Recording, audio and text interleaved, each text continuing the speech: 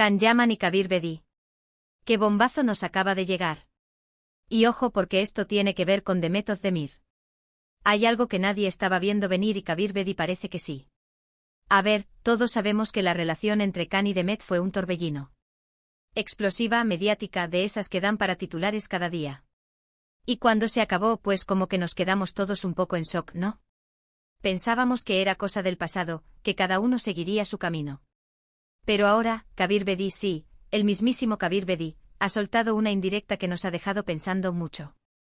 Kabir, que es un maestro en esto de leer entre líneas y conoce bien el mundillo, ha comentado algo sobre Can Yaman que me ha hecho decir, ajá. Aquí hay gato encerrado.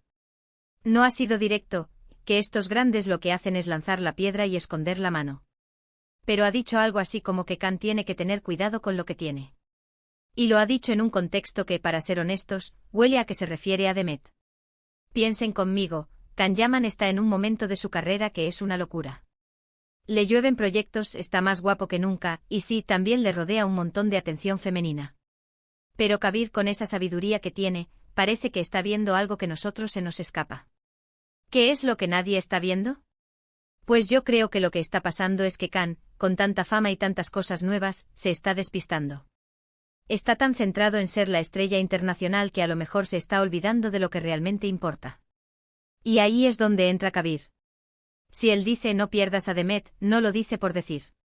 Kabir Bedi es un tío que ha vivido mucho, ha visto cómo funcionan las cosas en el espectáculo, y seguro que sabe el valor de una buena conexión, de una relación que te ancla. Lo que yo sospecho es que a pesar de todo el lío mediático y los altibajos, la química entre Can y Demet era algo real, algo que no se encuentra todos los días. Muchos piensan que lo de Can y Demet ya está más que superado, que son dos personas que siguen adelante con sus vidas, y es normal pensarlo. Pero, ¿y si Kabir Bedi está insinuando que Can, en su afán por conquistar el mundo, está a punto de cometer el error de dejar escapar algo que podría ser una base sólida para su felicidad personal y hasta para su carrera? Porque al final, el apoyo de una pareja, el tener a alguien a tu lado que te entiende de verdad, eso también suma, ¿no creéis?